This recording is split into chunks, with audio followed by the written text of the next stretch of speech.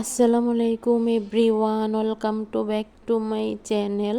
দূরে কাছে যে যেখান থেকে আমার ভিডিওটা দেখছেন, আশা করি আল্লাহর রহমতে সবাই ভালো আছেন। আলহামদুলিল্লাহ, আপনাদের দোয়া এবং ভালোবাসায় আমরাও ভালো আছি। নতুন একটা ভিডিও নিয়ে শুরু করলাম। আজকের ভিডিওটা সকালের নাস্তা দিয়ে শুরু করেছি। আমি সকালের নাস্তা খেয়ে নিচ্ছিলাম রুটি আর আলু ভাজি। যেহেতু অফ ক্যামেরা নাস্তা তৈরি করা হয়, নাস্তা তৈরি করার সময় কিন্তু কোনো ভিডিওটা করা হয়নি, তার জন্য বললাম। সব কিছু কিন্তু বাসায় এখন অফ ক্যামেরায় করা হয়, যেহেতু আমার আম্মা করে, তার জন্য কিন্তু অফ ক্যামেরায় রান্না সব কিছু করা হয়, তার জন্য বলে দিলাম। কি বলবো বন্ধুরা, এই 3 মিনিটের ভিডিওতে এসে ভয়েস দিতে যে কতটা কষ্ট হয়ে যায় বলার বাইরে। যখন ভয়েস রেকর্ডিং করতে যাই, বাহিরের শব্দ, বাইরের শব্দগুলো বেশিরভাগ চলে আসে, তার জন্য ভয়েসটা বারবার কেটে তারপরে কিন্তু ভয়েসটা রেকর্ডিং করতে হয়, তার জন্য বললাম। আর যদি ভয়েসে যদি বিভিন্ন শব্দ থেকে থাকে, প্লিজ আপনারা ক্ষমা সুন্দর দৃষ্টিতে দেখবেন। আর আমার কথায় যদি কোনো ভুল ত্রুটি হয়ে থাকে, তাহলেও কিন্তু আপনারা ক্ষমা সুন্দর দৃষ্টিতে দেখবেন। দেখুন বন্ধুরা, রুমে সব কিছু কিন্তু অগোছালো আছে। যেহেতু আমরা বাসা চেঞ্জ করব, আমি প্রত্যেকটা ভিডিওতে একই কথা বলি হয়তোবা। কি করব, যেহেতু আমি রুমের ভিডিওই আপনাদের সাথে শেয়ার করি, যেহেতু আমি কোনো বাহিরে যাই না, তার জন্য বাসার ভিতরের ভিডিওগুলোই আপনাদের সাথে শেয়ার করি। যেদিকে চোখ যায় ওখানেই খালি বস্তা দেখা যায়, তার জন্য বললাম।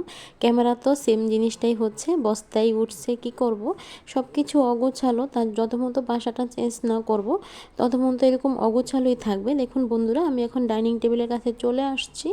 যেহেতু অফ ক্যামেরা রান্না করা হয়, রান্না করার সময় কিন্তু কোনো ক্যামেরা করা হয়নি, তার জন্য এখন দেখিয়ে দিচ্ছি আজকে আমাদের কি রান্না করা হয়েছে।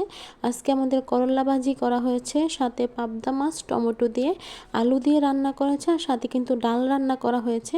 ডালটা কিন্তু আমি দেখাতে ভুলে গিয়েছিলাম, তার জন্য বলে দিচ্ছি বয়সে পরে।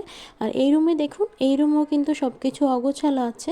এখান থেকে কিছু কিছু জিনিস কিন্তু নেওয়া হয়েছে, এখনও বাকিগুলার মানে থেকে গিয়েছে, তার জন্য বললাম এগুলো কিন্তু সব একসাথে যাবে।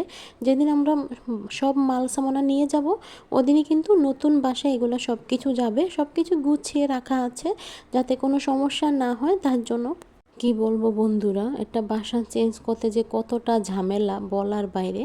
যখন সব কিছু গোছানো থাকে, দেখা যায় যে কিছুই নেই একটা বাসাতে। আর যখন একটা বাসা চেঞ্জ করার জন্য মানে বাসার ভিতরে সব কিছু লাড়া দেওয়া হয়, মানে বের করা হয়, তখন কিন্তু দেখা যায় কত জিনিসপত্র, মানে অনেকটাই ঝামেলা বাসা চেঞ্জ করতে, তার জন্য বললাম।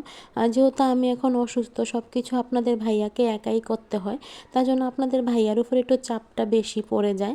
কি করবে, আমাদের কোনো বাড়তি কোনো মানুষ নেই, নিজস্ব কোনো মানুষ নেই যেই মানুষগুলা এসে আমাদেরকে সাহায্য করবে। আমাদের কোনো এরকম কোনো লোক নেই, নিজস্ব কোনো লোক নেই, তার জন্য আপনাদের ভাইয়ার উপরই চাপ পড়ে যাচ্ছে। কি করব, এভাবেই করতে হবে, কিছু করার নেই আমাদের। দেখুন বারান্দায় এসে দাঁড়িয়েছি, বাহিরের দিকে সাথে একটু ক্যামেরা করে নিয়েছিলাম, বেশি কিছু দেখা যায় না।